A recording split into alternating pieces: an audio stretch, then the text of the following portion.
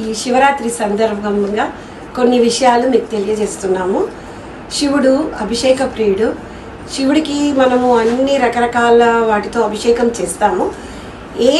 ఏ అభిషేకం చేస్తే ఏ విధమైన ఫలితం ఉంటుందో మా మెంబర్స్ అందరూ వివరంగా చెప్తారు, వినండి. మొదలుగా చెరుకు రసముతో శివుడికి అభిషేకం చేస్తే ధనవృద్ధి, సంపద కలుగుతుంది. అన్నముతో అభిషేకిస్తే మోక్షం లభిస్తుంది.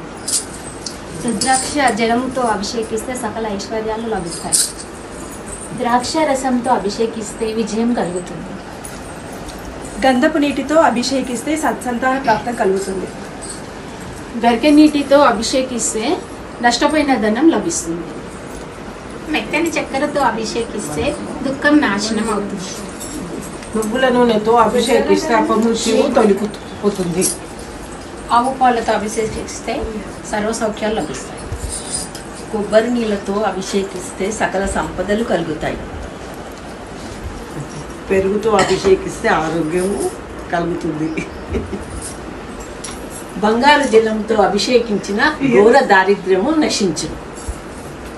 మారేడు ధనముతో అభిషేకించిన భోగభాగ్యములు కలుగును. శివుడికి తేనెతో అభిషేకం చేసిన తేజోవృద్ధి కలుగును. భస్మాభిషేకం వలన పాపాలన్నీ తొలగిపోతాయి. జై ఓం నమ శివాయ.